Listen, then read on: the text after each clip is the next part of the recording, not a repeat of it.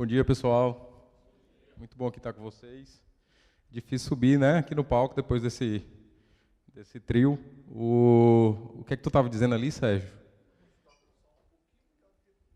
Só um pouquinho, né? E aí a gente queria começar a bater papo aqui, conversar. A ideia é bem o que vocês viram.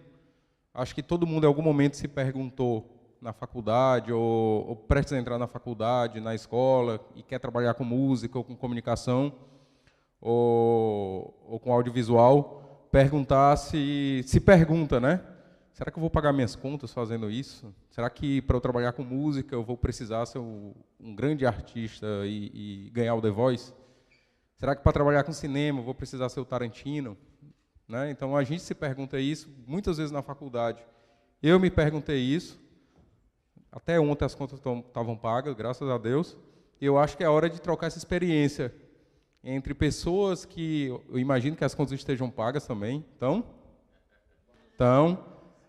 e vocês, entender um pouquinho desse mercado, como é que isso funciona, né? Para que é que eu estou estudando comunicação? Para que é que eu estou estudando música? Para que eu estou estudando cinema? E que caminhos podem ser abertos para mim, tá? Então a gente vai iniciar aqui com um painel. Vocês vão receber nosso amigo Theo Maia, da Blackjack Filmes, Produções. Outro grande amigo da gente, Rafael Neves, da Polegar Opositor. E para bater esse papo, nosso amigo André Miyazaki, sócio da agência, que eu quase não vejo. Né?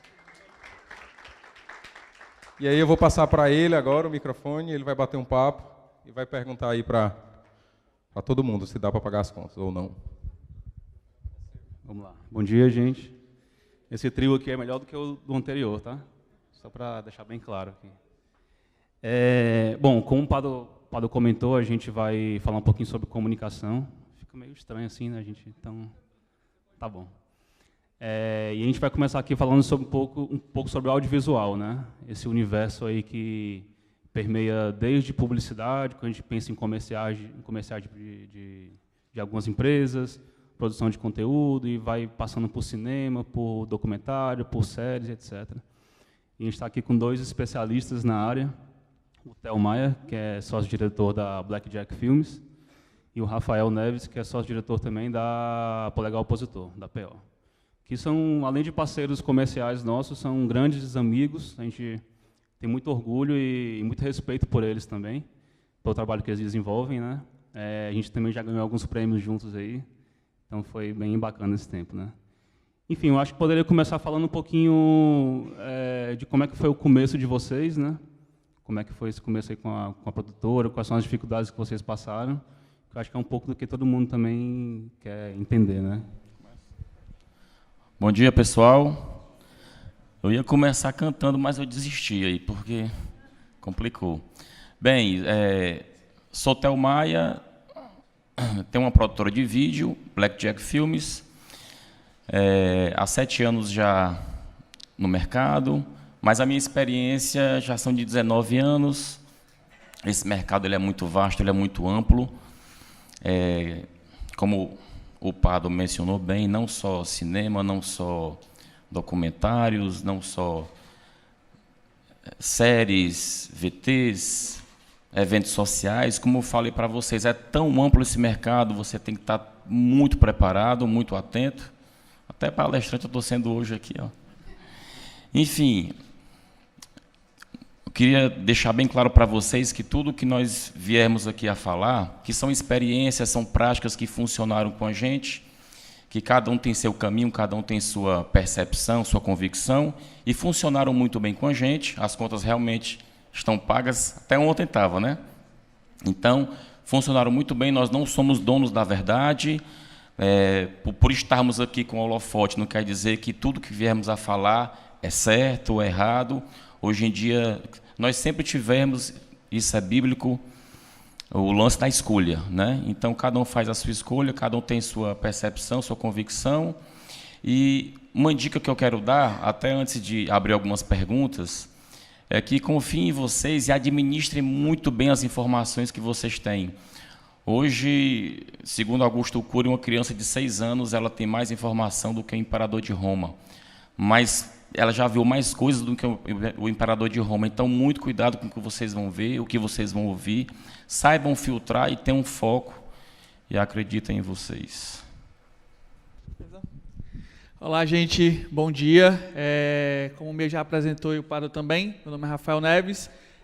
Sou um dos diretores do Estúdio Polegar Opositor, uma produtora que a gente tem hoje 7 anos, vai fazer 8 anos esse ano, desde a fundação dela. Comecei com 15 anos, contar um pouquinho da história resumindo, né? Comecei com 15 anos, tenho hoje 29, então, para vocês terem ideia, é pouco tempo, mas o que acontece nesse tempo é meio que crucial para as coisas realmente chegarem rápido, né? Não cheguei aonde não vou dizer que eu cheguei aonde eu queria até agora, mas tem muita coisa para conquistar junto ainda. Então, comecei com 15 anos em um curso de realmente, se eu não me engano, na Casa Amarela da UFC, acho que todo mundo deve conhecer, quem pelo menos estuda aqui na casa de vovó, o Bochecha, professor de animação de vocês, também dava aula lá, tal.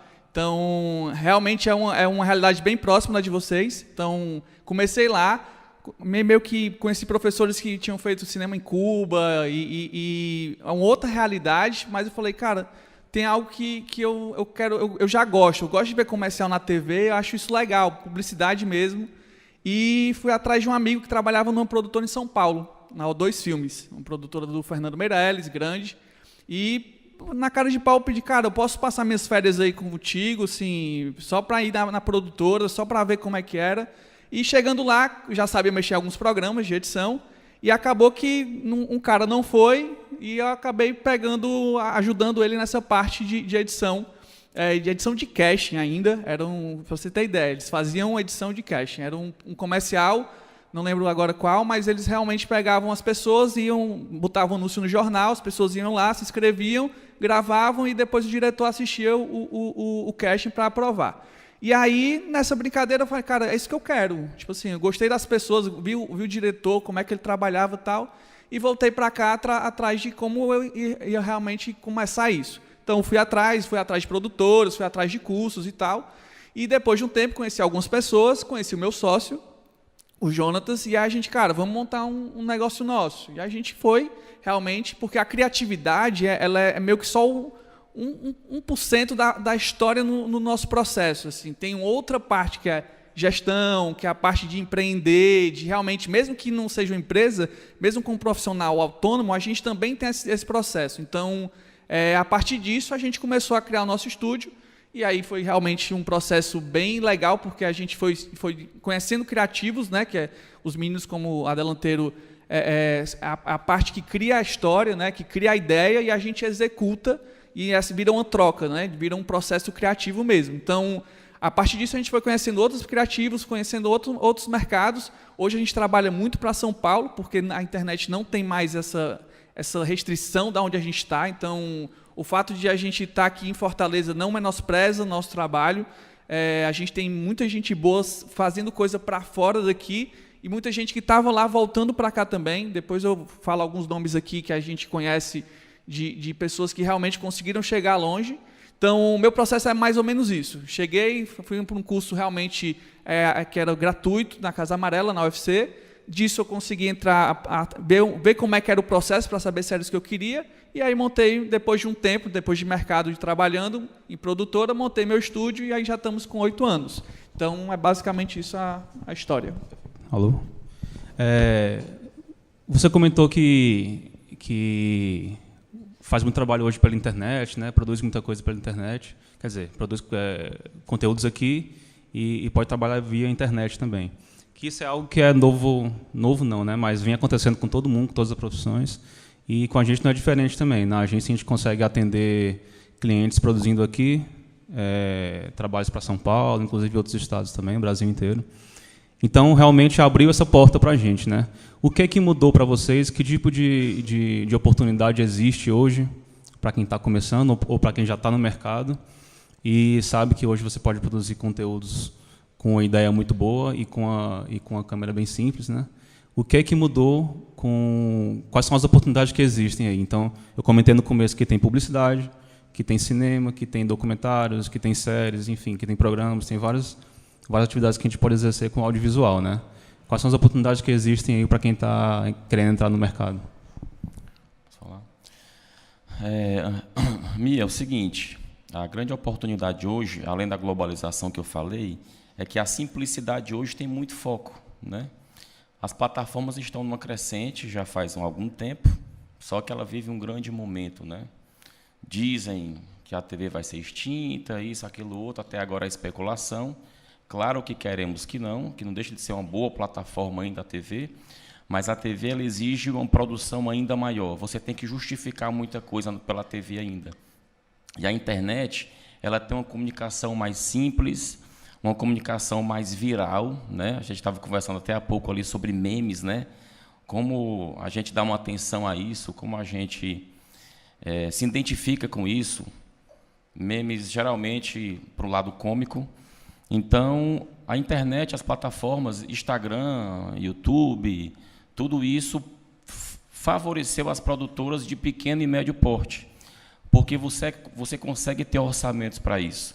Para você produzir vídeos para a TV, para você vincular, aí vem Ancine, tem toda uma burocracia, aquela coisa toda. Então, para a internet, você com uma mirrorless na mão, uma DSLR, com luz natural, uma lente fixa, você consegue gerar um grande conteúdo, uma grande história, uma história notável que possa viralizar, né? Independente do trabalho que você faça, se é uma marca, se é uma ação, você tem esse poder na mão de foi como aquele prêmio que nós ganhamos, né, do Leão de Ouro. O custo foi baixíssimo e o melhor comercial do Brasil, O do Fortaleza, do né? Fortaleza, né? O custo, se eu não me engano, foi R$400. E olha a notoriedade que o filme ganhou, né? Eu acho que se você jogar o coração, né, e uma boa operação, claro, não vamos esquecer que não basta você interpretar, né, não basta você ouvir aquilo que não foi dito, isso é fundamental para a gente, né, a gente que dirige filmes de todas as proporções, você tem que ter essa interpretação, escutar o que não foi dito. Nós recebemos um briefing, todo roteiro é um briefing, todo briefing é um roteiro, enfim, né? Ninguém tem, vamos dizer assim, palavra de rei. Você sempre consegue ser favorável ao projeto. Quem tem que ganhar é o projeto e tem que deixar todas as vaidades de lado. Num trabalho, e às vezes há muita gente envolvida, tem um redator que você tem que entender a inspiração e o sentimento que ele repassou, tem um diretor de arte que você tem que entender cores, você tem que entender elementos de cena, mesmo com simplicidade, né? Há sempre mensagens subliminares em tudo que você faça. Então, resumindo aqui a tua pergunta, a simplicidade, você poder ter uma câmera na mão, ou quem sabe um celular, você pode construir uma grande história, um grande filme, te dá muita notoriedade, e a tendência cada vez mais a simplicidade prevalecer, e a genialidade cada vez mais exigir mais de você. A genialidade, a percepção, e você se deixar levar pelo projeto. Não tenham medo de errar, não tenham vaidades, é muito perigoso a vaidade de você querer ter uma ideia e alguém ter uma ideia um pouco melhor do que a sua, aceite, o que vale é o projeto. Temos que ter uma vaidade para o projeto e não com o seu nome, não com a sua assinatura. Legal. Quando essa questão realmente da internet, do celular, das mídias novas, né, estava até ontem pesquisando algumas coisas de números mesmo para poder, como o tópico era tipo assim, como sobreviver, né, com o audiovisual, parte de comunicação. Então, assim, um número interessante para vocês entenderem. Desde 2011, a parte audiovisual no Brasil cresce 10%.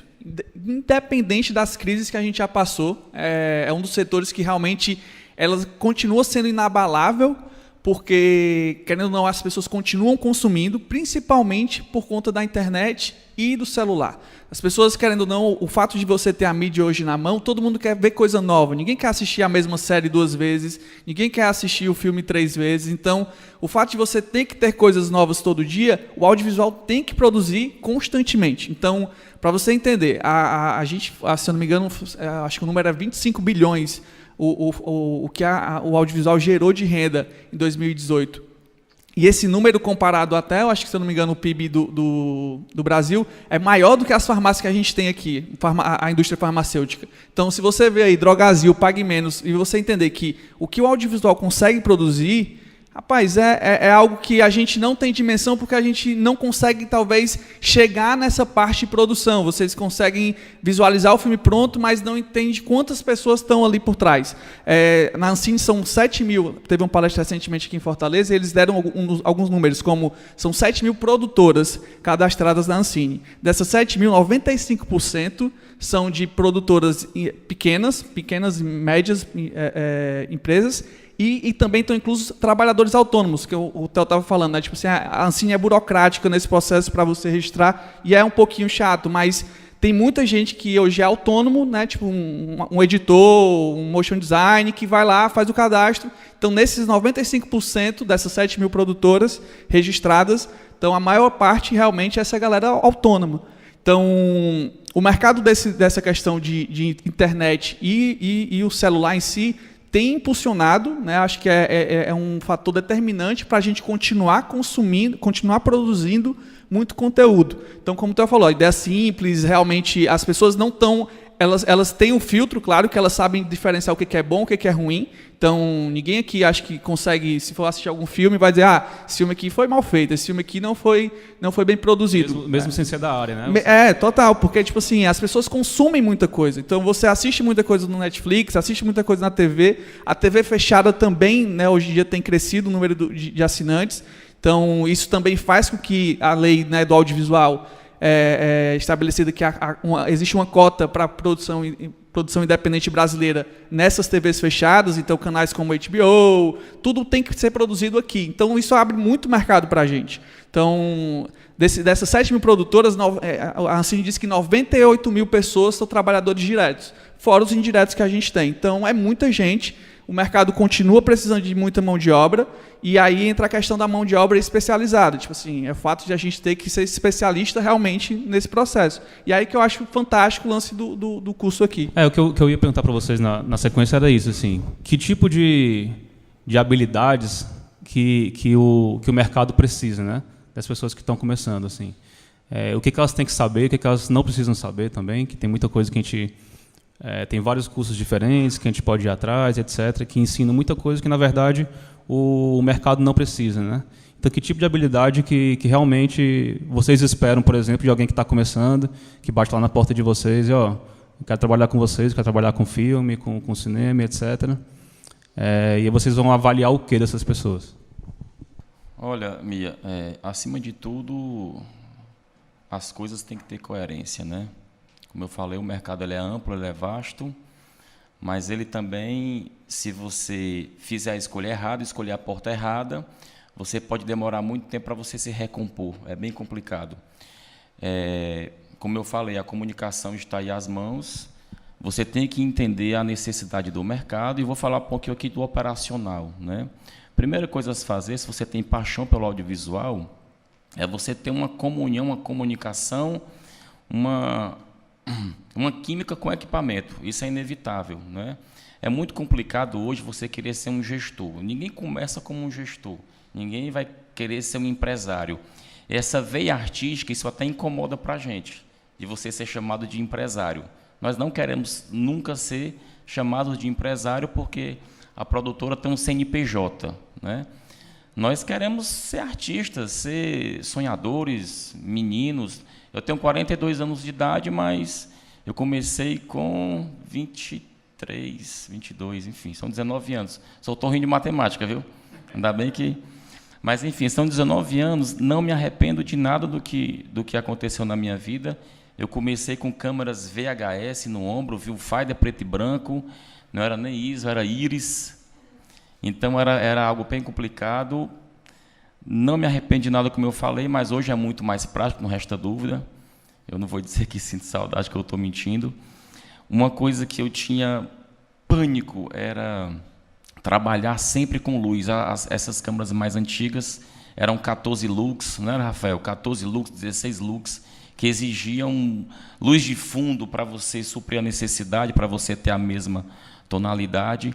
Como eu falei, hoje uma lente fixa, uma lente 1.4, Muitas vezes a lente do kit, às vezes uma lente de plástico, ela te dá uma boa textura, porque pela coerência. Existem grandes produções cinematográficas que elas te dão um tom amador. Ela te dá uma fotografia mais nervosa. Aí para o leigo, ele pensa assim, poxa, ele não tinha aqui um estabilizador, ele não tinha uma grua, não tinha um tripé, mas é justamente a leitura, é a mensagem que a gente... Tá muito poético tudo hoje em dia, né? Não existe regra, não tem regra de enquadramento. Se eu fizer um enquadramento em você, close, um plano americano, do joelho para cima, antigamente tinha várias regras. Você tinha que fazer uma pan, você não poderia voltar pan, era errado. Você não pode filmar algo menor do que você num plongé, num contra-plongé. Era uma coisa meio assustadora e muito didática. Isso era chato, né? Hoje é fascinante porque você tem essa licença para você trabalhar, você tem essa licença poética, você pode imaginar e concretizar aquilo que você imagina. Então, o conselho que eu dou é: domine bem o operacional. O Wagner estava mostrando aqui a gente a estrutura é fantástica. Isso, no meu tempo, se tivesse, eu teria comprado um barbeador, teria feito a barba, porque faltou dinheiro para o barbeador, né? Então, no meu tempo, se tivesse isso, se tivesse essa condução, porque a base é tudo, né? Não só base familiar, mas base estrutural, a base profissional. Então, se você tem uma boa base, você vai longe, porque você está preparado. Você tem que estar preparado, porque as oportunidades acontecem e elas não te avisam. Elas simplesmente chegam, preparados sempre, prontos jamais. Nunca se ache pronto, porque você não vai mais galgar conhecimento. Se você achar que está lá em cima, o próximo passo é o declínio, e isso é bem assustador. Então, capriche no operacional, vocês têm um acervo muito bom, principalmente aqui na casa da vovó Dedé. Deu vontade até de vir estudar aqui, porque eu pensei que sabia, mas não sei de nada. Então, o conselho que eu dou é o operacional. Aí depois vem a parte mais profunda, que é a interpretação, como eu falei no começo, de você saber fazer a leitura, de saber interpretar. Então, na vida, são escolhas. Você quer ser um câmera, você quer ser um diretor, você quer ser um montador, você quer ser um editor, você quer ser um roteirista, você quer trabalhar em cinema, em eventos sociais, em VTs, em documentários. O céu é o limite, como dizem, não tem como você escolher, eu quero ser aquilo. O mercado ele vai te levando, ele vai te impulsionando, ele vai te conduzindo, e como eu falei, as oportunidades vão aparecer. Há 7 anos, nós estamos com a produtora, com a Blackjack, nessa parte de publicidade. Sou muito grato a Delanteiro meu que descobriu a gente. Tem que aturar a gente até hoje aí. Mas, enfim, a oportunidade, você tem que ser grato, tem que abraçar com unhas e dentes. Da noite para o dia, as coisas começaram a acontecer para a gente, né? Acho que estávamos preparados, né? Vocês podem responder melhor. Acho que estávamos preparados. Então, sejam inquietos. É o tipo da profissão, é como música. Você, quando está ensaiando, quando está lendo a partitura, você não está trabalhando, você está se divertindo. Então, esse nosso trabalho tem esse tom de diversão. Tem as obrigações, tem as responsabilidades, tem as pressões, que não são poucas, né? Campanha política que eu diga. Mas as coisas só funcionam assim, a pressão é para o teu bem, é para te dar calo nas mãos. Só que isso é gradativo, não se pressionem, deixem as coisas acontecerem. Bacana. Em relação ao que tu perguntou, o que precisaria, né? Quando a gente chega, tipo assim, as pessoas, o que a gente espera do profissional? Fato, que ninguém, como tu falou, ninguém nunca vai estar pronto 100%, nem a gente, quando pega às vezes um roteiro, a gente, caramba, vamos atrás de referência, vamos tentar estudar aquilo ali, aquela técnica para saber o que é que vai fazer. Sempre vai ter a interpretação, como tu falou, então... Mas o que a gente espera, certo? Imagina se colocando no lugar de quem a gente gostaria de trabalhar. Sempre pessoas que estão ali para se doar mesmo, fazer o melhor, e a parte técnica ela vem junto. A gente está ali por uma soma de pessoas, uma engrenagem realmente fazer as coisas acontecerem. Então, uma produção, quando vai fazer uma captação, vai ter o maquinista, vai ter o eletricista, vai ter o assistente de cada um, vai ter a produtora. Então, assim... tem maquiador, então tem muitas funções num set de gravação, como também quando vai para a parte de pós-produção, também tem muita gente. né? Tem o editor, tem o assistente de edição, tem o motion design, tem o diretor de arte. Então, tem várias pessoas aí que realmente são várias funções e cada um tem que se doar naquele momento. Então, quando a gente espera receber um portfólio ou um reel, alguma coisa do tipo, a gente sabe que cada um tem seu nível. Então, a honestidade é a melhor parte nesse processo. Cara, realmente eu estou começando, o que eu tenho aqui hoje produzido é isso. Eu cheguei até a ver um vídeo daqui, acho que até falei com os meninos, de um carinha, eu não sei o nome, perdão, mas era apresentando um jornal de vocês, e eu falei, cara, esse cara é muito bom, esse cara realmente, ele não se inibiu com a câmera, ele tem o time perfeito. Então, você vê que ele está começando, mas ele está ali e se doando como o melhor mesmo, ele fez a parte dele. Então, no processo, quando a gente espera receber gente que está começando, é assim, sou honesto, não sei ainda, eu nunca trabalhei com isso, mas eu tenho isso aqui já feito e eu estou estudando. Pronto. Então, sim, hoje a gente já tenta meio que trazer essas pessoas no nosso processo de criação, porque a gente sabe que a formação deles, né, a gente durante muito tempo, quando a gente tinha uma equipe maior aqui fisicamente, hoje a gente trabalha com muita gente remota, por conta mesmo das fronteiras, a gente trabalha com gente mais da Argentina, porque a especialidade que a gente hoje traz muito no nosso portfólio é o motion design, lá é muito forte. Então, mesmo lá tem pessoas que estão começando e que mandam um portfólio para a gente, dizendo assim, realmente eu estou começando, mas é isso aqui que eu tenho. E já é muito bacana. Então, assim, o fato de você ser honesto, dizer que está começando e mostrar o pouco que você já fez, porque também não adianta, não estou começando, me dá uma oportunidade. Não. Tem um lance de você fazer o esforço também. Então, você tem que produzir algo, você tem que tentar realmente, mesmo que não tenha um cliente ou não tenha ninguém para pagar a sua conta ainda, cria um exercíciozinho ali. Tem muita coisa na internet hoje de exercício, né, de projeto, tudo isso. Então, eu acho que a diferença realmente é como você faz. Então, nesse processo todo, se você for honesto, não pegar uma coisa pronta, não pegar um projeto pronto, né, não baixar templates, né, tudo isso, cara, isso aqui foi eu realmente que fiz. Então, esse processo é o mais, pra gente é o mais relevante. Então, a dica que eu daria era essa, assim, de ser honesto. Não tem que ter bigode nem barba não, né? Cara, não, o bigode é mais por promessa, assim. Bom. Mas quando você assume uma responsabilidade, aí vem a parte empresarial, de você ter uma produtora, de você ter uma receita, de você ter uma engrenagem. Chega um ponto que você não pode escolher, tem um limite, claro, né? Mas você tem que estar preparado realmente para toda a leitura. Mas se há realmente aquele trabalho aqui que você tem mais um esmero para fazer, tem mais vontade, existe sim.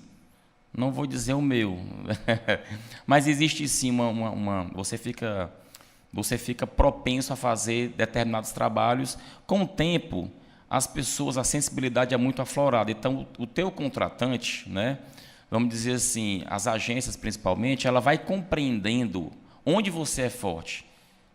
Os meninos têm uma sensibilidade extrema, que você calado, eles percebem o que você é o teu forte, o que te deixa mais feliz, né? No nosso caso, eu vou falar aqui no nosso caso, para que nos procuram mais? É muito em cima de captação de imagem, que exige uma fotografia, uma luz, uma história, realmente 100% imagens captadas, com um corte artesanal, com uma boa textura. Esse é o nosso foco, né? Esse é o nosso forte, vamos dizer assim. Não que nós não façamos motion, animação, mas o nosso forte é a captação, essa leitura mais cinematográfica, né? Se é o nosso forte, se entenderam que é o nosso forte, é porque eles perceberam que nós gostamos dessa vertente, vamos dizer assim. As pessoas percebem. Você não esconde seus gostos, você não esconde o teu sentimento, você não consegue esconder.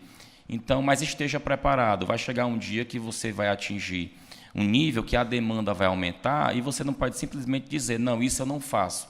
Eu acho que isso é errado. Você tem que estar aberto para tudo. E aquilo que podia ser seus medos pode ser sua grande paixão um dia. Como eu falei, deixa as coisas acontecerem, entendeu?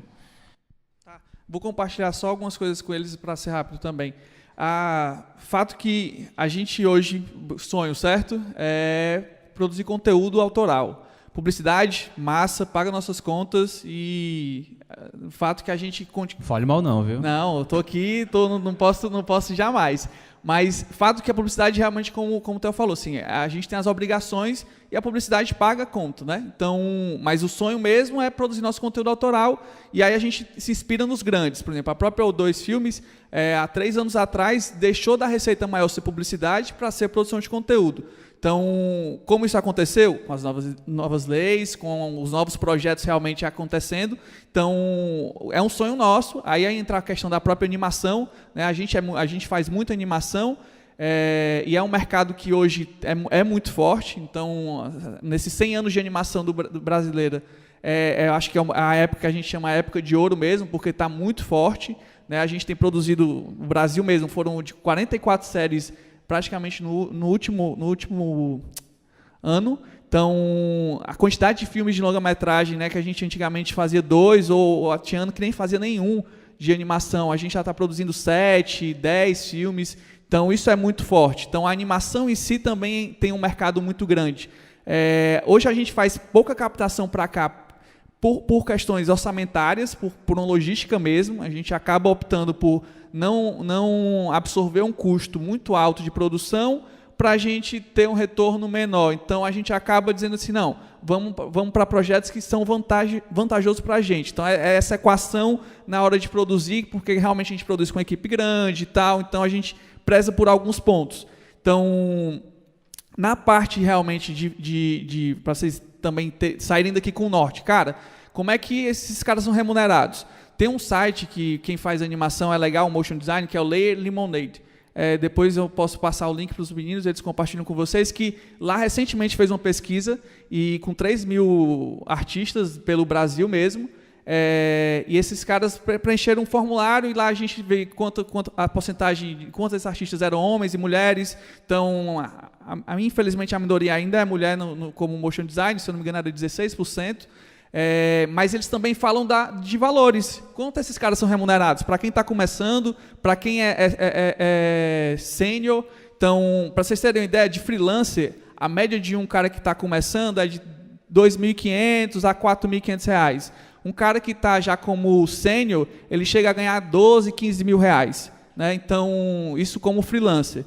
Como realmente fixo no estúdio, numa produtora, talvez essa conta vai um pouquinho menos por conta dos encargos, né? Tipo, se eu não me engano, acho que fica em 12 mil reais, 10, 12 mil reais o sênior.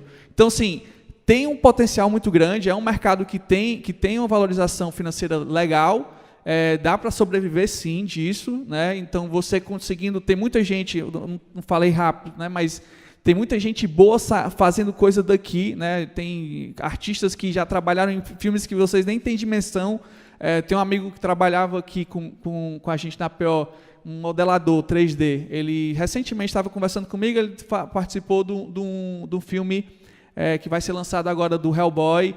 Ele não estava muito feliz porque não ficou muito bom pela produção, mas, querendo ou não, tipo assim, tem muita gente daqui conseguindo fazer coisa para fora. Então, isso é legal porque você ganha bem e você consegue, sem largar muita coisa, abrir mão da sua família, do que você tem por aqui para ir para lá. Beleza? Só para pontuar e finalizar o nosso papo aqui, em relação à publicidade, a gente também está tendo uma demanda muito diferente em relação às marcas, né? Antigamente, a marca produzia um VT comercial, um varejo, o que quer que seja. A gente contratava uma produtora e ela fazia esse comercial. E hoje elas exigem outras demandas, por exemplo, criação de conteúdo. Então, muito do que o Rafa e do Theo falaram, filmes pequenos, conteúdo de websérie, próprias séries mesmo também. As marcas precisam, as marcas pedem. Então, a gente consegue produzir um conteúdo diferente dentro da agência. Então, só defendendo um pouquinho aí a publicidade. Não, estou brincando. Pelo amor de Deus, corta isso aí, mas gente. É isso, eu só falei, eu fui honesto. Não, estou brincando. Tem muitas possibilidades realmente dentro de publicidade, dentro de outros segmentos também, né? Produtora, cinema, enfim. Mas eu acho que é isso. A própria publicidade, só para me defender aqui, certo? Tem uma parte de conteúdo autoral que é o branded content, né? Que a gente cria conteúdo autoral para as marcas. Então, também é uma parte de produção de conteúdo, certo, gente? Só para publicidade está aqui. Tô brincando, é isso, pessoal. Obrigado aí.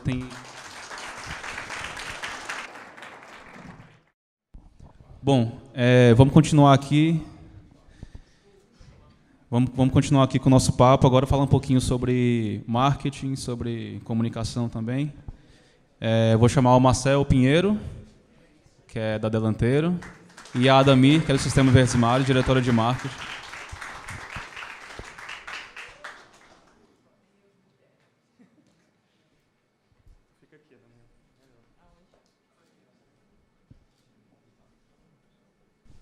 Bom dia, gente. Bom dia aí, Adami. Bom dia. Trouxe umas colinhas aqui, umas perguntas já prontas.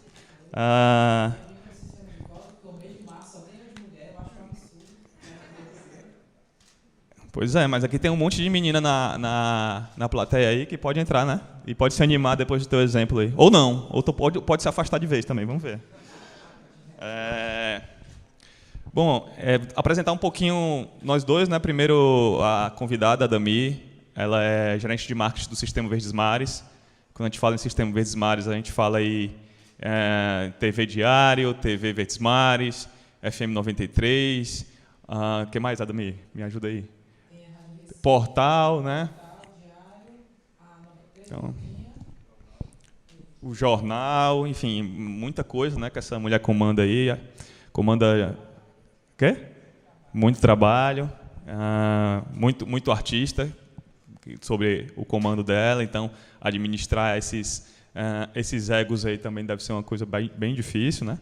E a Adami também tem uma história muito vitoriosa, uma formação muito sólida. Ela foi durante 6 anos a gerente de marketing lá do M. Dias Branco, também comandando toda a parte de biscoitos ali do Richester, que vocês conhecem, né? Não vou falar muito porque já são pertinho do almoço, já são 11 horas, então se a gente começar a falar aqui do macarrão Fortaleza, aquele molho de tomate em cima e tal, pode ser que vocês fiquem com fome. E foi 6 anos de experiência lá na indústria, né, Adami? Eu comecei... Primeiro eu queria agradecer Pode encostar, a visita. Fica à vontade, está na casa da vovó. Ninguém se encosta não, que fica gordo no filme. Tem que ficar esticado. Não, primeiro eu quero agradecer, eu adorei o convite de estar aqui. Quando o Padua ligou, olha, eu tenho um convite para fazer uma conversa com os alunos, eu adoro, porque eu adoro falar, então acho ótimo quando as pessoas me chamam para falar. E eu posso dizer como foi a história? Vontade. Porque é engraçado essa história de dá para viver de propaganda. Eu estava contando no começo que eu quis fazer publicidade. Minha mãe fez direito, e meu pai é engenheiro, né? Engenheiro eletricista, todos da UFC, aí eu queria fazer publicidade. Aí eu passei, foi uma história engraçada que meu pai disse para minha mãe escondido: por que essa menina passou? Ela devia ter feito direito. Agora ela passou, ela vai fazer o quê? Quem é que faz publicidade? O que é que isso faz? E eu estava vendo isso, que quando eu me formei, deve ter uns 12 anos, 13, era muito pior antes, que ninguém queria ser publicitário. Hoje ainda é difícil, né? Ninguém quer ser, mas antes ainda era pior. Meu pai disse: essa menina vai morrer de fome. E aí o que eu achei legal, que o Rafael até falou, que a atitude da gente é muito importante. Eu cheguei e disse: eu não vou morrer de fome. Eu vou fazer alguma coisa, que é a história das contas, né? Eu vou fazer alguma coisa diferente para conseguir ficar nesse mercado. Aí eu comecei a faculdade, no segundo semestre, tinha uma agência modelo na faculdade. Eu disse: eu vou para essa agência. O que você sabe fazer? Eu disse: nada. E eu fiquei entregando papel. O meu primeiro trabalho, eu passava, era tráfego, que nem existe mais essa função. Eu ficava entregando papel. Depois, tinha, que é a parte mais do Padua, e aí depois tinha uma vaga lá na Verdes Mares que era para criação. E aí eu disse: eu não sei mexer nos programas de direito, eu vou estudar, porque só tem essa vaga, era para ser da criação, fazer anúncio. E aí eu vou para essa vaga que eu preciso trabalhar. Eu não vou morrer de fome, o meu foco era esse, não morrer de fome, para dizer para o meu pai hoje que eu não ia. Hoje em dia está quase a Betina, né? R$1.042.000. Né? Não, aí meu primeiro estágio, eu era estagiária de quem? Do Padua, da criação do Padua. Então a gente fazia anúncio de vaquejada e anúncio dos classificados, não era, Padua? A missa de 7º dia, classificados, tudo. Vaquejada, eu me lembro do circuito Ipioca de vaquejada, que a gente tinha que fazer um anúncio, o boi para um lado, o boi para o outro, filtros. Era assim que a gente fazia. Então, Mas eu falei até a história, mais uma vez, da atitude. A gente fazia qualquer coisa. A gente era recepcionista, abria porta, servia as pessoas. A gente gravou, o Pádua e o Thiago, que era outra pessoa, ele gravou o som da impressora, que hoje nem tem mais isso, né? Aí a chefe da gente perguntava, vocês já fizeram? A gente está imprimindo, Renata. E era o som da impressora que eles gravaram. Não estava imprimindo. Né? Então, assim... Aí eu tentei sair desse mercado, depois, e fui para o marketing da Indaiá. Fiquei desenvolvendo água com mais gás, essas que vocês tomam, né? Que o segredo era a parede mais resistente, não era mais gás na garrafa. A parede mais resistente protege e não vaza o gás. Então, eu tentei sair desse mercado, que eu disse, não, se eu vou passar fome, eu vou ser agora do produto, não vou sair da comunicação. Sede, pelo menos, não passa, né, na Indaiá. Aí fiquei na Indaiá 1 ano, e aí fui para o M. Dias Branco, aí fiquei quase 7 anos. E aí eu disse, mas como é que um publicitário entra num negócio desse, num negócio de produto, desenvolvimento? Eu não entendo de indústria, não entendo de nada disso. Mas, mais uma vez, eu disse, eu vou ter uma boa vontade, eu vou fazer um curso. E aí eu fiz na Califórnia gestão de projetos, para aprender como lidar com a indústria, porque a indústria tem que fazer cálculos, né, que a gente não é muito treinado para isso. Você tem que aprender cálculo, produção, dizer qual é a linha que fatura mais, como são os produtos que você vai criar. Tentei sair, mas depois voltei para Verdes Mares de novo. Então, depois de 13 anos, né, Pádua, que a gente trabalhou junto no marketing, eu voltei para o marketing da Verdes Mares. É isso, né? Eu tentei sair, mas voltei. Muito bom, muito bom. E ontem a gente conversando, eu e a Dami, para falar um pouquinho, tentar planejar um pouquinho do que a gente ia falar aqui. E ela falou que ter sido criada na indústria foi um grande aprendizado para hoje, né? Então, o que é que tu traz lá do M. Dias hoje para a tua carreira como gestora de marketing lá do sistema? Porque são serviços totalmente diferentes, né? Um é produto, um é serviço, mas o que é que a indústria te ensinou aí, em termos de disciplina, enfim, de foco, meta? Acho que essas coisas por aí, né? Assim, o que eu acho também que, quando você é criativo, você sempre quer fazer as coisas de um jeito diferente. Então, lá no M. Dias Branco, eu tinha que cuidar com o pessoal da indústria, né, testar produto e desenvolver. Eu sempre tinha um olhar diferente, que às vezes assim, atrapalha e ajuda. Você não compreende as coisas do jeito que as outras pessoas compreendem, né? E foi muito bom para ajudar isso, a gente fazer, além de embalagens, produtos, testes e tudo. Quando eu voltei para Verdes Mares, eu vi que o processo de comunicação é muito importante, mas a gente precisa ver se o cliente fez todas as outras coisas. Se ele tem produto para entregar, às vezes ele não considera.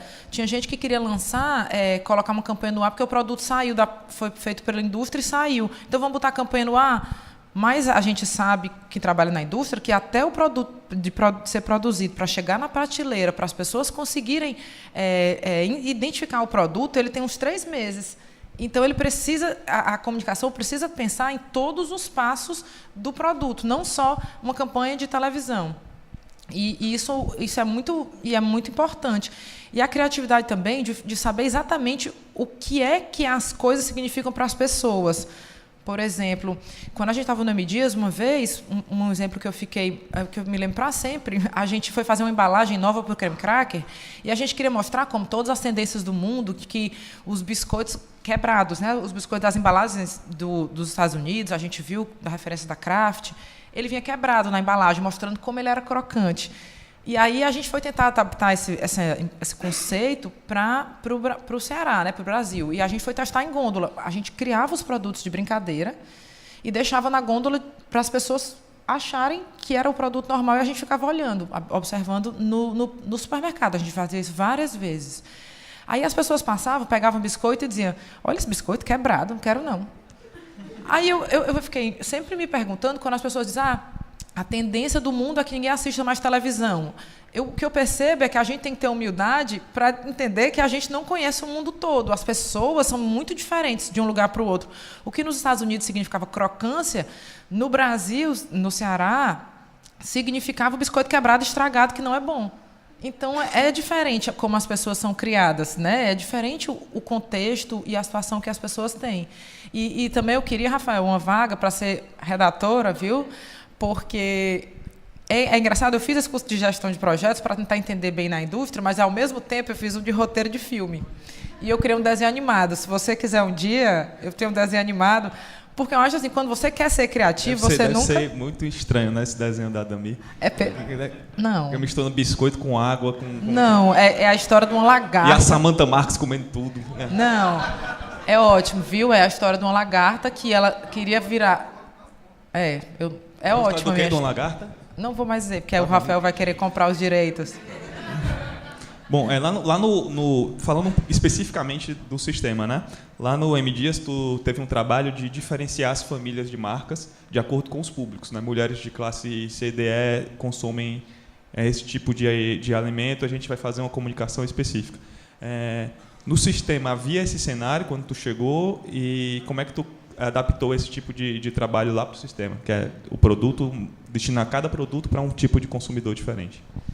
Lá no sistema, a gente tem muitos veículos e aí a gente tem uma redação integrada hoje. É como se fosse uma fábrica, né, assim, fazendo a relação, uma fábrica integrada que os jornalistas, que são a parte mais importante da empresa, né, que é a comunicação, a informação, eles produzem esse conteúdo. E aí, como diferenciar o conteúdo para cada veículo, porque é diferente o que é escrito no jornal, as pessoas que né, leem o jornal e as pessoas que escutam rádio, por exemplo. Então, a gente fez um trabalho parecido, a gente criou um mapeamento do público, para vocês terem uma ideia de recurso de pesquisa. A gente já estava até conversando um dia desses, Marcel, o que vocês precisarem de dados e pesquisas, a gente tem muitos dados. A gente tem até o número do pé do cearense, que horas o cearense acorda.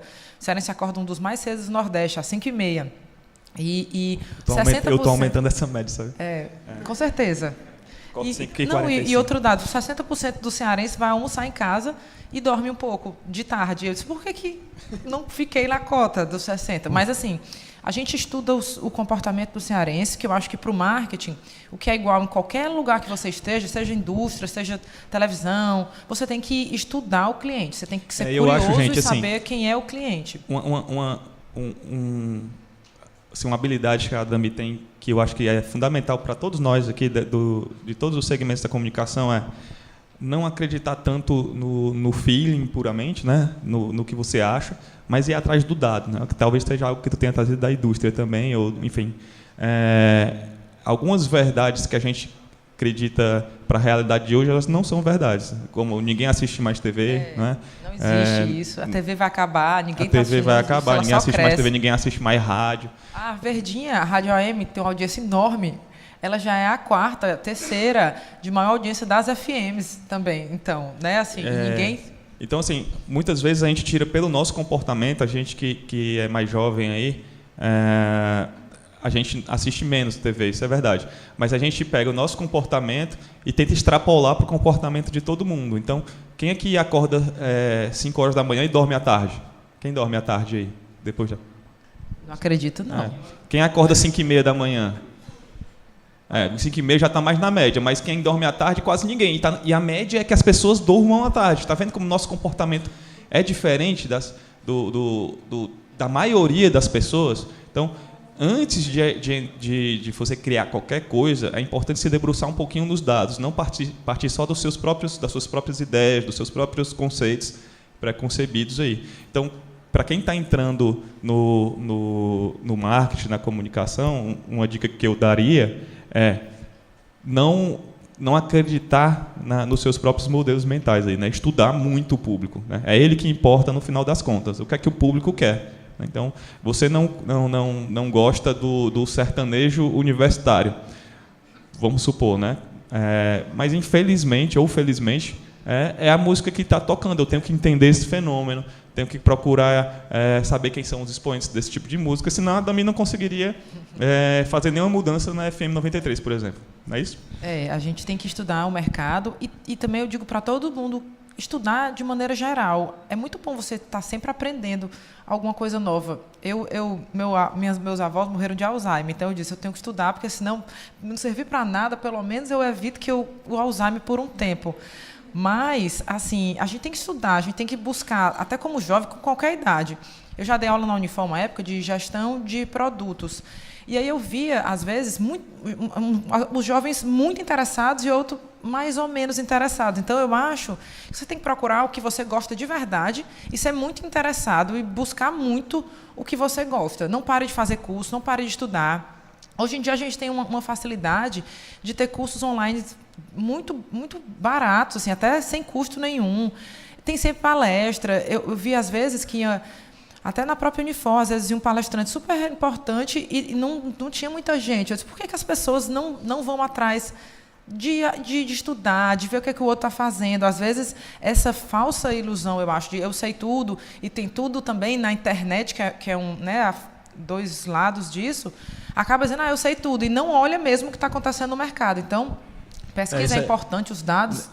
O estudo evita que você fique muito submetido à ferramenta, né? Eu acho que quando a gente começou, era MSN, Orkut. Talvez, já pensou se você tivesse se tornado um especialista em MSN? Porque tinha, na época, né? Eu lembro que a gente tinha palestra de banner, como fazer um bannerzinho no site. ICQ, né? Tinha o ICQ, né? Mirk e tal. Imagina se você ficar especializado nisso, né? Você não tem uma visão maior do que isso. Minha dissertação da formatura foi o Orkut como ferramenta de marketing eleitoral. Pois é. Nada, então. Não funcionou. Exatamente. Não serve para nada hoje. Nenhuma serve quase, né? Mas essa última serve, viu? Qual é a que foi? Eu fiz o mestrado agora em dezembro, eu acabei. Desenho animado? E é o empoderamento feminino. Certo, viu? Aí. Tudo bem. É porque também foi dezembro, ainda não. É o empoderamento feminino como forma de melhorar a renda da população. Porque, segundo a McKinsey, se as mulheres tivessem direitos parecidos com os homens, o PIB da América Latina crescia em 30%. Então, ainda está valendo, viu? Foi em dezembro. Até aquela pesquisa eu queria dizer que todas ontem. As pessoas que lideram setores lá na Delanteiro são mulheres, certo? Então, eu me sinto muito à vontade em estar aqui em cima. E, enfim, eu acho que argumentos como esse, que são argumentos que não estão ligados à ferramenta, são argumentos que são voltados a gente, a pessoas, exatamente. Eles são perenes, né? Mas algo que é muito técnico ali, você tem que dominar razão. Ali, claro, acho que foi o Rafa ou o Theo que falou. Você tem que dominar a ferramenta, lógico, para entrar no mercado, mas não pode se limitar somente a ela. Eu acho que é por aí, né? Eu concordo. E até conversar muito com as pessoas também. Por exemplo, o Marcel, até dicas. Marcel, eu estava tentando fazer uma coisa que eu sou péssima, cozinhar. Marcel, tu sabe onde é que o que eu posso fazer para cozinhar? Eu estou tentando aprender. E eu disse, eu fui tentar pegar uma receita e fazer uma receita de carbonara. Quem é que não sabe fazer carbonara? Eu. Fui tentar fazer, eu fiz um empadão com a receita da carbonara, para você ver que você tem que conhecer e trocar. O Marcel já me deu dicas de culinária. Então, você precisa conversar com as pessoas, sem abrir mais. E eu acho que também evitar perder tempo com coisas desnecessárias. Por exemplo, o WhatsApp é um grande inimigo do jovem. Tem um clichê que todo mundo fala para tirar os adolescentes das drogas, não sei o que, não tem, né? O pessoal deve falar muito. Na TV Diário, tá falando na rádio, vamos tirar acho que tirar os adolescentes do WhatsApp talvez seja mais importante do que tirar das drogas hoje, porque o WhatsApp é uma droga que vicia mais, eu acho, assim, e que também não serve para nada. Quando você passa um final de semana em algum lugar que não tem internet, que você volta, que tem lá 426 milhões de mensagens, que você olha, o que é que de fato era indispensável ali? Quem já teve essa experiência aí de vocês? E aí, morreu? Alguém faleceu e tal? Não, nada, né? Foi ótimo, não foi? Então, assim, eu acho... E eu preciso passar, todos nós precisamos passar por esse processo também, né? Se ligar um pouco mais no que ficou ao longo do tempo, e aqui a casa da vovó Dedé é um ambiente ótimo para isso. O que é clássico é porque sobreviveu ao teste do tempo, né? Então, os livros clássicos, a música clássica, ela sobreviveu ao teste mais duro que tem, que é o tempo e o gosto de diversas gerações. Se isso sobreviveu, é porque tem um valor muito grande, né? Toca a alma de alguém, porque é verdade. Então, eu acho que um dos caminhos beleza, domina a ferramenta, mas dominar o que é clássico. Aqueles romances que no terceiro ano ninguém queria ler, mas que depois você começa a entender melhor, né? Eu acho que isso é fundamental. E é algo que eu vejo, Adami, não sei se tu vê também assim, que falta na formação de muita gente, né? O conhecimento básico ali. Quando chega para a gente, profissionais de marketing, gente talvez que não sabe escrever direito, gente de comunicação que não sabe escrever direito, que não sabe falar direito, que são habilidades que a gente devia ter aprendido ali no colégio, né? Eu concordo. Eu acho também assim, eu não sei se as pessoas às vezes têm pouco interesse pelo assunto e estão fazendo aquilo porque não sabem bem o que gostam. Então, eu acho que conversar e trocar em espaços como esse é muito bom para você trocar essa ideia. É isso que eu gosto. E eu acho que coisas como a música têm que ser ensinadas para todo mundo. Música ou arte ou crochê, por exemplo, até para você aprender a focar numa coisa. Quem estuda música, se ela não aprender a tocar um instrumento, pelo menos ela está focada, concentrada e olhando para uma coisa que não é, vamos dizer, que não causa ansiedade, que causa, vamos dizer, melhora a concentração, melhora o raciocínio, porque hoje em dia eu vejo que a gente não aprende a se concentrar. Ninguém aprendeu, eu pelo menos não aprendi no colégio, nem na faculdade, a se concentrar. E eu tive que fazer esse mestrado agora, eu disse que quem ensina o outro a ficar sentado, olhando para o computador sozinho, escrevendo? Ritalina. Eu não posso, né, dizer... A minha irmã é psicóloga e ela me entregou... Ela também estava fazendo mestrado e a tese dela era vício em smartphones. Pessoas, até posso divulgar o trabalho dela, era vício em smartphone. Aí eu falei, como é que tu consegue ficar sentada? Ela disse, olha, eu vou lhe dar uma coisa, vou lhe dar uma Ritalina, mas você não vai tomar, você vai botar na mão e saber que se você precisar, você tem a Ritalina, mas você não vai tomar, só segure e olhe e diga, eu estou aqui se eu precisar. Mas aí eu não tomei, mas eu fiquei, como me concentrar? E aí eu vim.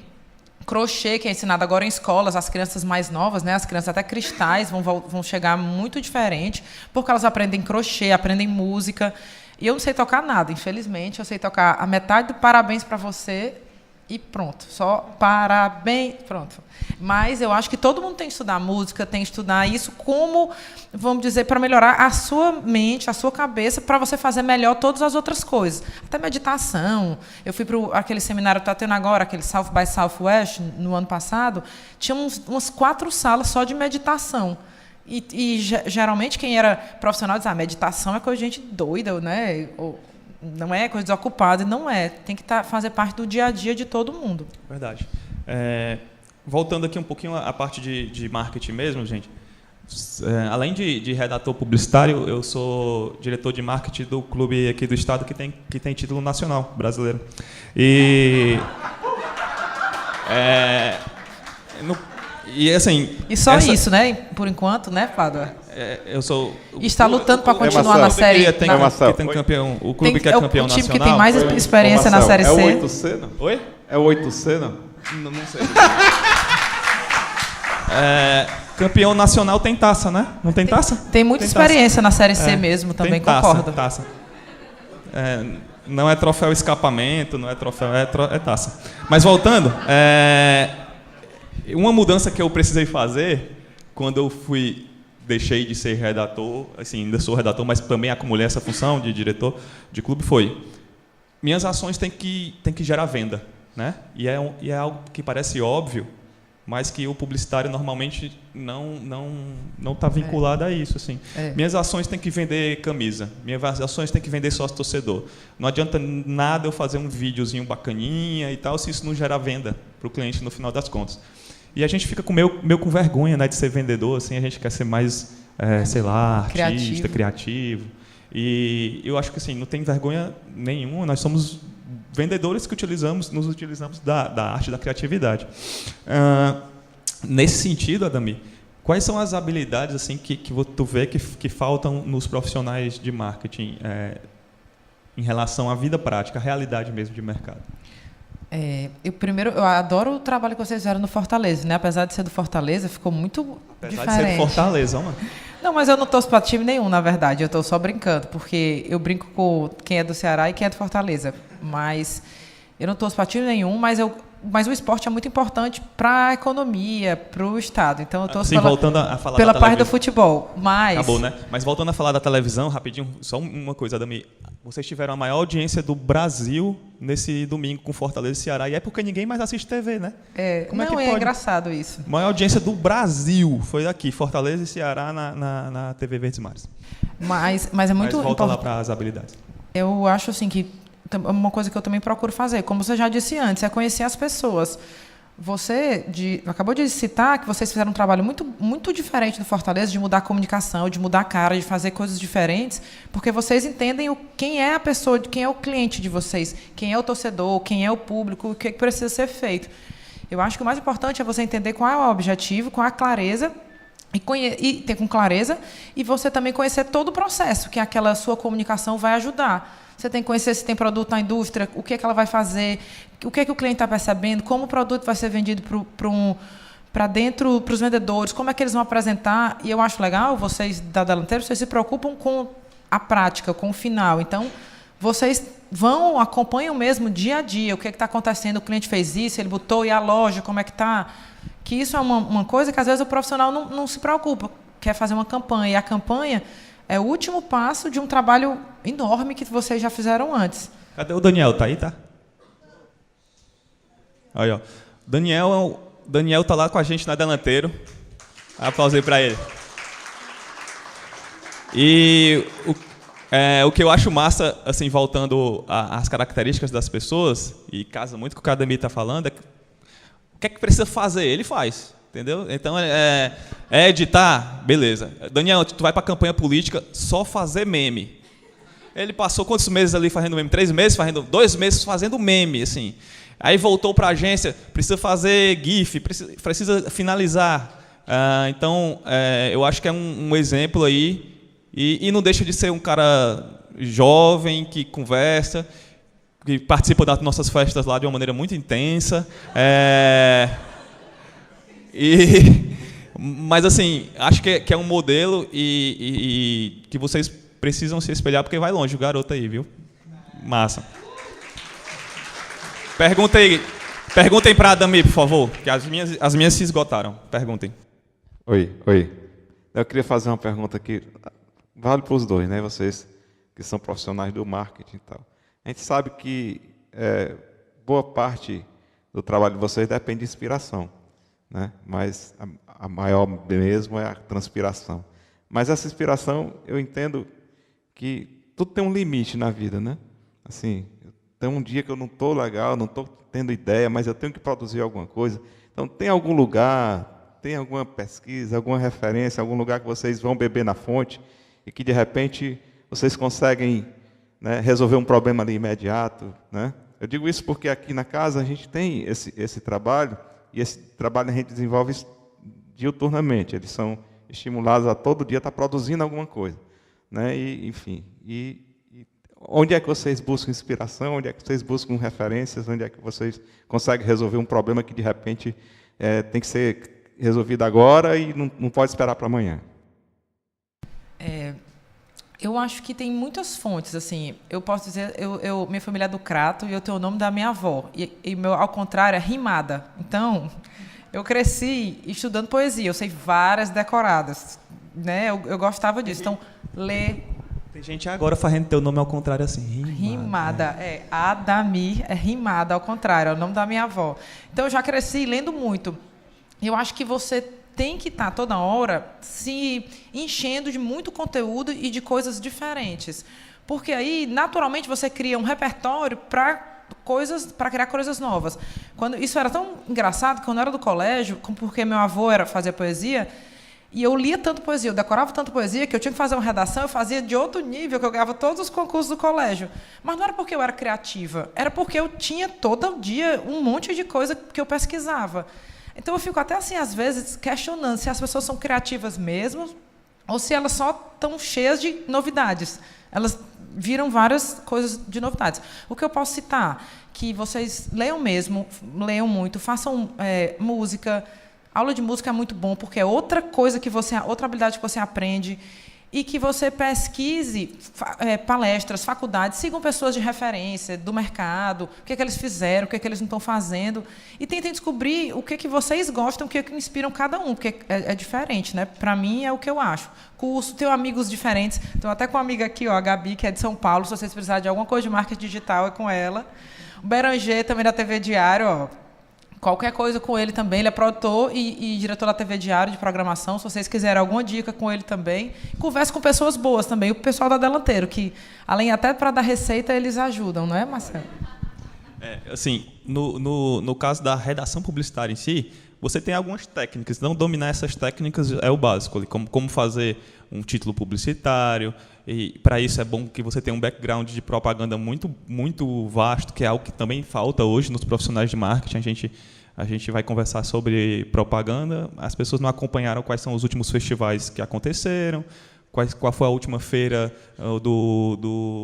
lá de Austin, do SW... Como é que é a sigla?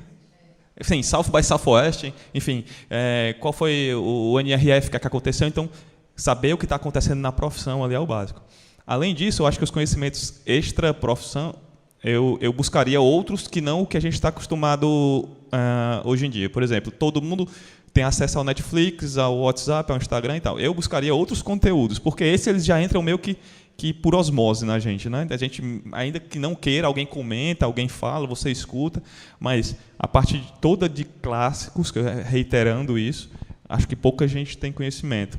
Isso te dá uma ferramenta e uma vantagem competitiva muito grande em relação a outras pessoas. Porque você vai ter um domínio da língua que pouca gente tem, você vai ter um domínio estético que pouca gente tem.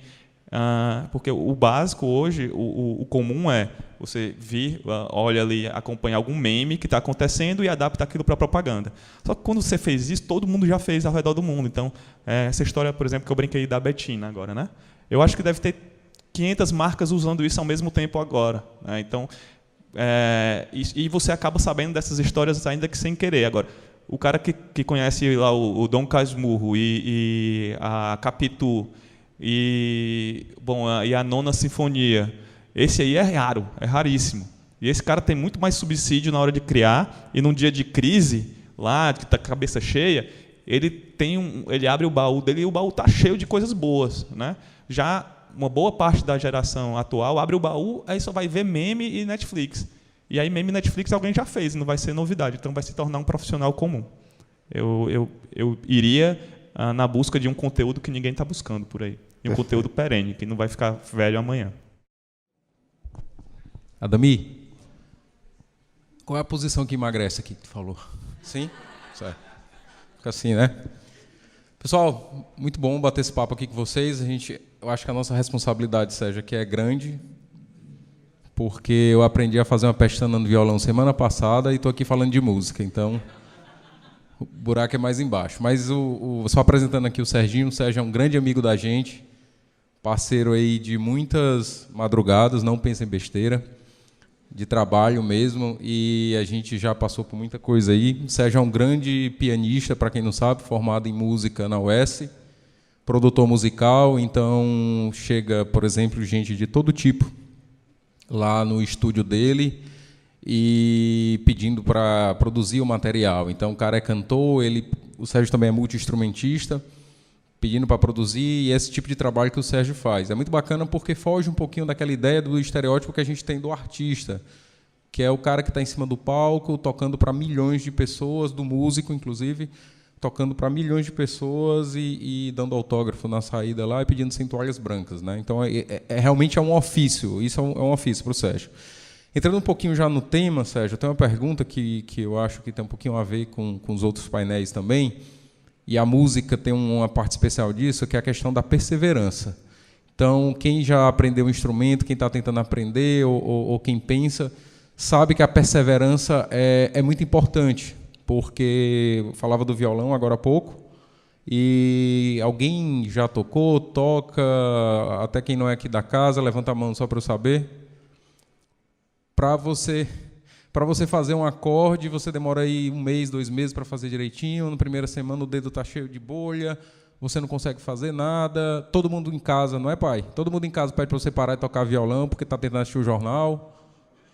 Então, a coisa da perseverança é muito forte e acaba funcionando para a nossa atividade profissional. Eu queria que tu falasse um pouquinho disso, assim, do perseverar na música e do perseverar na música no Brasil, que a gente sabe que não é fácil. Bom dia ainda, né? Queria agradecer a Delanteiro, a Casa da Vovó Dedé, por proporcionar esse momento. E e dizer o quanto eu estou feliz em passar pelaquela porta de entrada e me sentir realmente em casa, porque a gente entra numa atmosfera musical da porta. E isso me remete à minha época de conservatório, isso me remete à minha época de faculdade. E, além de saudoso, é saudável, sim, esse ambiente musical. E como o Marcel falou, eu me sinto numa responsabilidade por estar aqui e porque realmente me identifico muito com esse local, por ser musical completo, embora tenha outras atividades aqui acontecendo, mas eu vejo que a música é o carro-chefe ainda, e isso me deixou muito feliz, esse espaço, a gente ter esse espaço. Bom, agora falando sobre perseverança. A primeira perseverança, talvez, dentro da música, que eu possa falar, é o fato do cara escolher a música. Porque enquanto as pessoas, no caso da publicidade que a Adami falou, falam, quem é que vai sobreviver disso e tal. Isso sempre foi na música. Então, isso é uma constante. A partir do momento que o cara diz, eu vou viver de música, a perseverança já começa a partir daí. Porque até para ele escolher isso, ele escuta o pai dizendo, cara, isso não vai rolar, isso não dá certo. Hoje, se eu for fazer um cadastro, fazer um crediário novo, fazer um crediário na loja, a mulher pergunta o que é que você faz e você diz, é músico, e o cara diz, mas o que é que você faz mesmo? O que é que você faz mesmo? O que é que você faz o que você trabalha com o quê, né? Ele diz, não, eu trabalho com música. Não, mas para ganhar dinheiro, né? Só falta dizer isso, né? Tu trabalho, Então, assim, isso daí, infelizmente, é uma constante, assim, ainda, infelizmente. Mas tu acha que, por exemplo, tu domina um instrumento que é muito difícil, né? Que é o piano. E acredito que isso consumiu muitas horas da tua vida. Tu acha que, de alguma maneira, essa perseverança, ela extravasa para isso? Com certeza, absolutamente certeza. Toda essa história de poder de concentração, de foco, tudo isso é muito presente na vida do músico, e de tentar novamente, e não deu certo, e tentar, e ficar com dor de cabeça de tanto tentar. Isso é constante. Para vocês terem uma ideia, a gente fez um tour com o nosso amigo durante aqui, e a gente encontrou uma moça, uma menina, uma jovem, tocando piano. Não sei se vocês repararam, mas a moça a partitura estava na frente dela, mas ela não estava olhando para a partitura. Então, quantas vezes ela teve que repetir aqueles movimentos, o dedo específico na tecla específica, para que aquilo seja executado daquela forma. E o papel estava ali quase que figurativo. Então, mostra o quão insistente o músico tem que ser, não só no fazer música, mas no seu fazer profissional. Porque é sempre você provando que tem que estar ali porque você tem competência para aquilo, que você consegue fazer aquilo. Porque nós estamos trabalhando num âmbito quase que subjetivo. Porque, a partir do momento que eu crio uma música na área publicitária, essa música pode funcionar de um jeito para o Pádua, e funciona de um jeito completamente diferente para o Marcel, que funciona de um jeito completamente diferente para o Miyazaki. Então, você tem que estar provando para o Marcel, que consegue fazer a música que o Marcel precisa, você tem que provar para o Pádua, que consegue fazer a música que ele precisa, e para o Miyazaki, que, enfim. Então, a insistência, mas ela é inerente, eu acho, que de todas as nossas de todo mundo que estavam aqui, né? É inerente a isso. Eu sei que tu já produziu muitos álbuns para muitos artistas da cena gospel, inclusive, e tem um trabalho muito forte também na publicidade, né? Eu tenho duas perguntas. A primeira, quais são as diferenças que tu percebe na produção dos álbuns que não tem uma necessidade de venda, como no caso dos jingles? E a segunda pergunta é quando o publicitário chega com a música no violão, atrapalha ou ajuda? Antes de te responder essa pergunta, eu queria explicar uma coisa que talvez para os alunos da casa seja talvez um pouco distante. A música ela é muito extensa em sua execução, em sua amplitude de campo de trabalho. Então, por exemplo, hoje eu sou músico de formação, mas hoje nós utilizamos a música na publicidade como uma ferramenta de comunicação. Ela não é por si só a música pela música. É diferente. O pensamento criativo de quando eu sento para compor alguma coisa artística inerente a mim é completamente diferente quando eu vou compor alguma coisa para a publicidade. A publicidade eu estou trabalhando dentro de um outro contexto, dentro de uma outra história, e aí eu tenho que trabalhar com a música que está dentro do Pado, a música que está dentro dos meus diretores que estão me contratando e tudo. Então, isso requer uma atenção e é um campo que é pouco explorado pelos músicos, porque todo músico quer ser artista. Então, dentro dessa perspectiva de que eu quero ser artista, ele sempre busca o palco. E tem aquilo, às vezes, como... por mais que seja concertista, etc., ele quer o palco, ele quer esse vínculo com a plateia. Dizer que eu não gosto é mentira. Todo músico meio que nasce com o desejo de mostrar a sua arte. Só que a gente tem vários canais para isso. Acho que tem uma história nossa que ilustra bem isso. A gente estava trabalhando num jingle, numa campanha, e aí eu conversei com o Sérgio, eu disse, Sérgio, esse jingle aqui, tu vai lembrar agora, esse jingle aqui é para a gente fazer uma versão Safadão, Wesley Safadão. Aí ele, tá certo. E o Sérgio é músico por formação, ele respeita todas as métricas e tudo, e aí eu acho que isso ilustra bem um pouquinho a diferença da publicidade e da música, como é que eles se encontram, mas a diferença. E aí o Sérgio foi mostrar, aí eu, não, Sérgio, isso é um forró. Ele, cara, mas o tempo tá certo, o ritmo, o compasso. Aí eu, não, cara, mas é Safadão. Ele, não, cara, mas se eu fizer isso, o Sérgio, é... Aí ele, tá certo. Aí eu lembro, ele estava montando o que a gente chama de monstro, né, monta no teclado.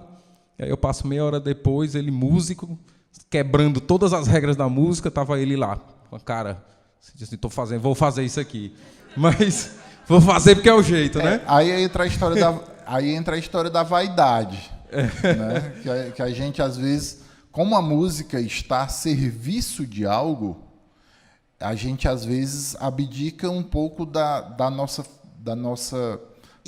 coisa cartesiana para poder comunicar algo. E naquele momento, o que era necessário, a gente precisava se comunicar com um público que tinha uma identificação com o Safadão. Então, a publicidade, ela cega, de alguma maneira, para a métrica, para as regras, para a parte musical, que talvez não estivesse correta, mas o publicitário ele tem um fim, ele tem um objetivo, e na verdade, o que a gente faz é usar a música, né? Na verdade, a gente usa a música. Outro exemplo também foi numa campanha recente. A gente estava numa campanha política e precisava repetir o nome do candidato várias vezes porque ele era desconhecido. E o candidato ele era muito amigo do Nando Cordel. O Nando Cordel é um grande compositor da nossa música, e ele disse, Pádua, vai ligar para o Nando Cordel e pedir a opinião dele. Aí eu, tá certo. E eu perguntei a história do violão, porque de vez em quando eu mando para ele umas melodias que ele tem que consertar tudo, mando tudo errado, e ele conserta. E aí eu liguei para o Nando Cordel, não falei que eu tinha feito nada. E aí, você gostou, na expectativa, né? Tietê, falei que meu pai também está aqui, falei que ele era fã e tudo. E aí, como é que foi? E eu repeti o nome do candidato algumas vezes na letra, porque era uma necessidade. Aí ele diz assim, rapaz, Pádua, gostei não. Aí eu gostou, não, fica falando, foi o senador Eduardo Girão agora, né? Fica, é do bem, parece que o cantor tá gago. Mas não fale para quem fez não, tá? Aí eu, tá bom, não vou falar não, fica só entre a gente. E eu não estava muito preocupado, eu sei que eu não sou artista, não tenho essa veia artística, não é para isso. Assim, eu uso um pouquinho disso para comunicar, para fazer comunicação. E naquele momento ali eu não estava muito preocupado se seria correto ou não, se seria poesia ou não. A gente tinha um objetivo, que era eleger uma pessoa e fazer com que essa pessoa fosse conhecida. E aí ele, lógico, um grande compositor, um cara que Chico gravou, que Elba gravou, que Luiz Gonzaga gravou, que Dominguinhos gravou, ele via por outro olhar, que é o olhar do Sérgio, né? O olhar do músico. E aí eu queria já emendar outra pergunta, Sérgio, porque a gente, vocês, eu acho que mais do que a gente publicitário, quer ser artista, mas não é. E o artista, ele é artista e tem que conviver com uma parte que às vezes é muito dura, né? Não tem aqueles celularzinho Xing Ling que tem 2 chips. O cara que vive da música, do negócio música, ele precisa, ao mesmo tempo, ter o lado criativo, que é um lado do cérebro, e aí, voltando à questão das contas, ele precisa pagar as contas, ele precisa ter uma mínima noção de gestão de empresa. E eu queria saber como é que tu lida com isso. Então, eu sei que às vezes a gente lá na agência tem trabalhos que a gente quer muito pegar, que é o lado publicitário falando, e muitas vezes financeiramente nem compensa, mas é um lado que satisfaz. Eu queria saber como é que tu faz isso aí, como é que tu lida com essa, como é que esses dois eus, né, vamos dizer assim, bem afrescalhado, esses dois eus coexistem nesse ser aí. É grande, né? Então dá para dividir. Não, mas já respondendo essa e a pergunta anterior, a gente realmente são 2 universos bem distintos. A música pela arte e a música publicitária, embora exista um local onde coexistem as duas coisas. Mas a parte do cara que chega para gravar o disco, ele está buscando uma coisa, a arte dele ser ressaltada. Isso aí eu estou respondendo a primeira. O publicitário que chega com um violãozinho, ele quer comunicar. Então, o bom senso do produtor de áudio, produtor musical, é conseguir identificar os anseios de cada um. Então, o anseio do cara que está querendo fazer um disco, o que é que ele quer, para que público ele está fazendo, e o do publicitário que trouxe ali aquela composição. E aí, falando agora da parte administrativa do negócio, você... Poxa, eu não tenho nem como falar de uma outra parte, porque eu fui um cara que... A minha família vive do empresariado. Assim. A minha mãe trabalha com comércio, meu pai trabalha com comércio, e eu tive a felicidade de estar nesse meio, então eu sempre vi essas duas coisas, a arte e o negócio. Eu sempre trabalhei nessa perspectiva, porque meus pais sempre trabalharam nessa perspectiva. Então, hoje eu tenho a minha esposa, ela é funcionária pública. A minha esposa diz: eu não sei como você vive sem saber quanto você vai ganhar. Eu disse: não, eu não preciso saber quanto eu vou ganhar, eu preciso saber quanto eu vou gastar para saber quanto eu tenho que ir atrás. Porque a diferença da gente, da minha com a minha esposa, é essa. Ela sabe quanto ela vai ganhar no final do mês. Eu só sei quanto é que eu vou gastar. No final do mês eu tenho que pagar tanto. Então, eu tenho que ir atrás daquele tanto e ver se sobra. Então, isso para mim sempre foi natural. Agora, os músicos, de uma maneira geral, sofrem bastante com isso, porque tem que tentar monetizar, de alguma forma, a sua arte. Se a sua arte for fazer disco e tentar fazer sucesso, você tem que percorrer caminhos com insistência, mas percorrer caminhos que são duros, porque são muitas pessoas que vão, mas sempre visando o negócio. Porque acontece o erro de eu fiz um CD,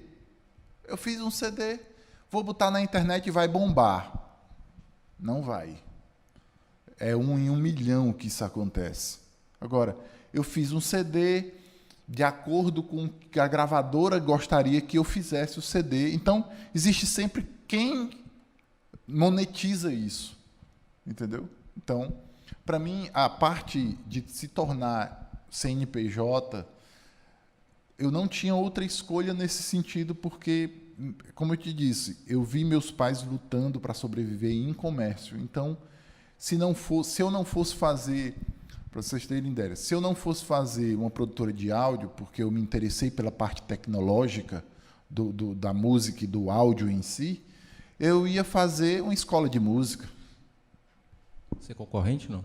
Hã? Você é concorrente aqui? Não, porque não existe concorrência nisso, né? Porque eu ia fazer talvez uma escola de música ou alguma coisa que eu conseguisse fazer um negócio a partir disso.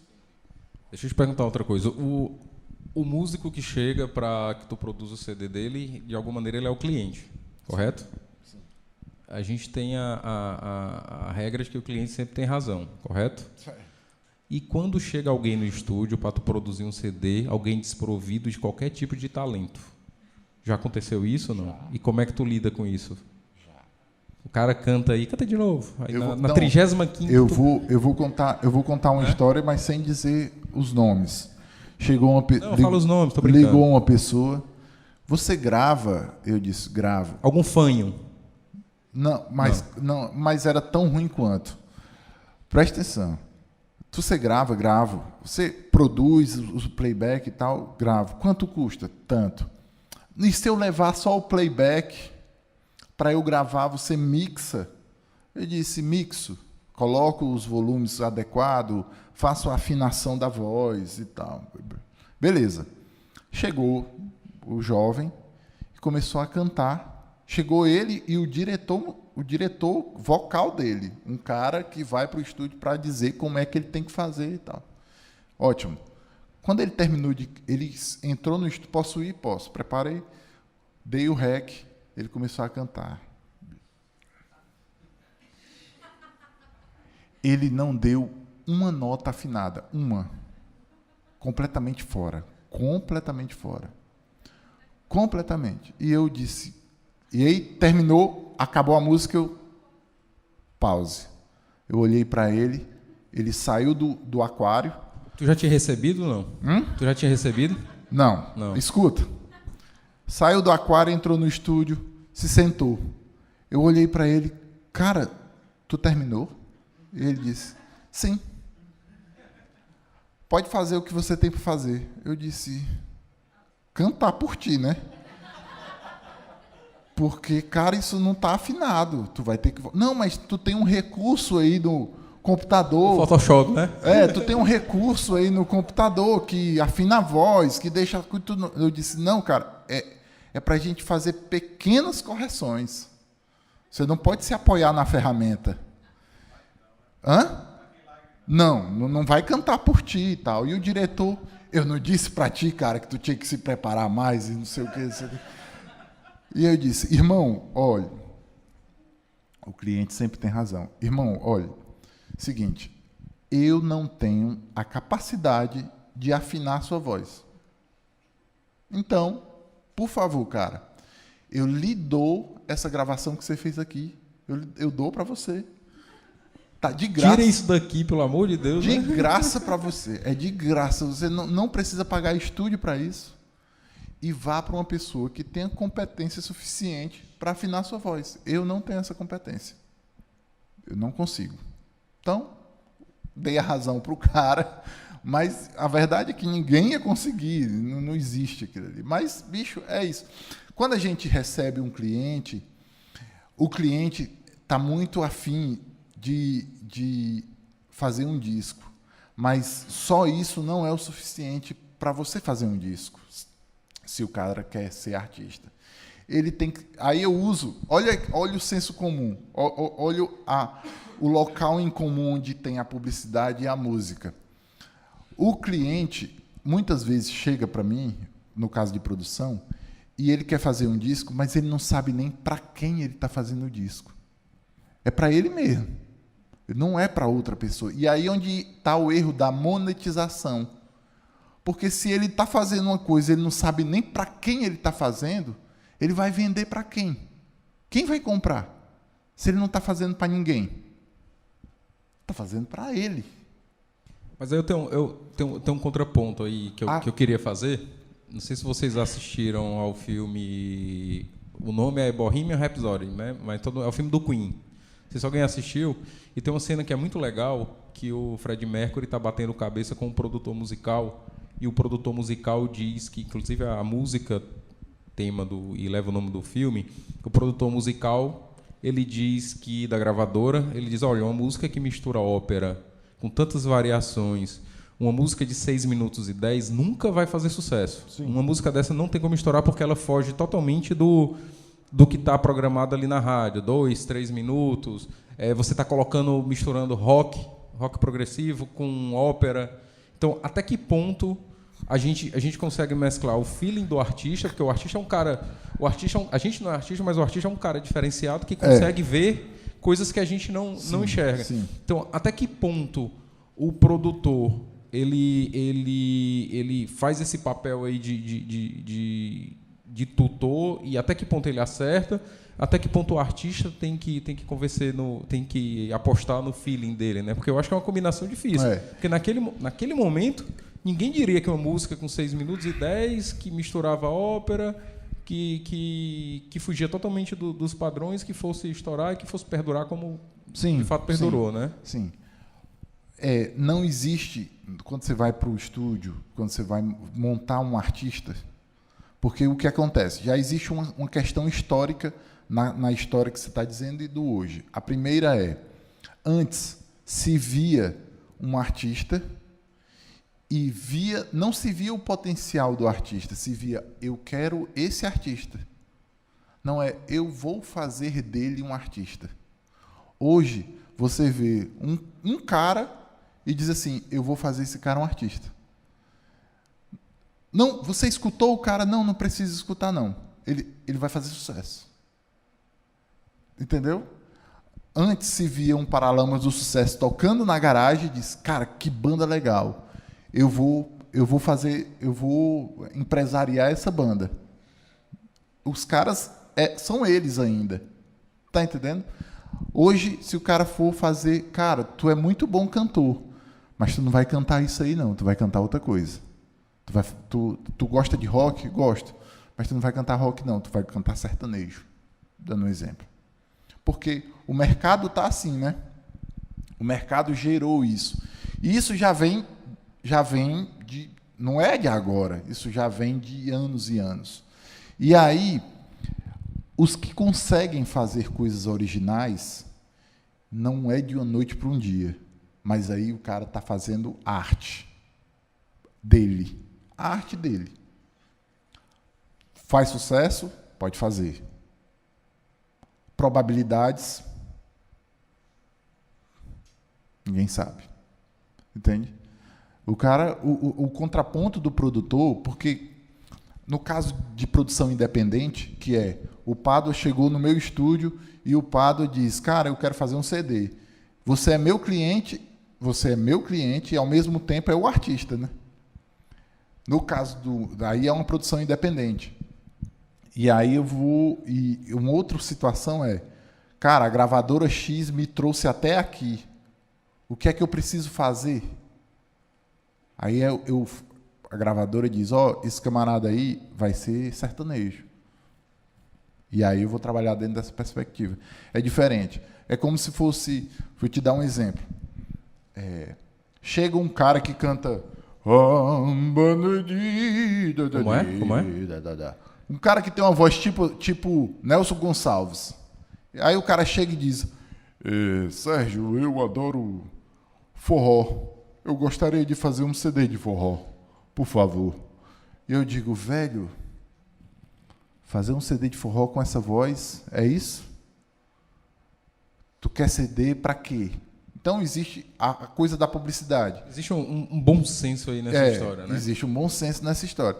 A publicidade, velho, o CD de forró, para quem tu vai fazer? Não, eu quero vender, eu quero estourar e tal. Eu disse: bicho, então tu vai ter que mudar de estilo. Porque tu não é isso. Tu pode gostar disso, mas tu não é disso. E a gente tem vários exemplos, viu? Ed Mota publicou nas redes sociais há uns anos atrás que passou altos estresses, teve que se tratar psicologicamente. O cara viveu uma angústia tremenda porque ele chegou na gravadora e a gravadora disse como ele tinha que fazer o CD dele. E foi daí que saiu o Emanuel. Esse estresse que o Ed Mota passou aconteceu, real, e hoje ele faz a música dele alternativa, né? A música do Ed Mota hoje é uma coisa mais alternativa. E dane-se quem quer escutar ou não, né? Hoje é.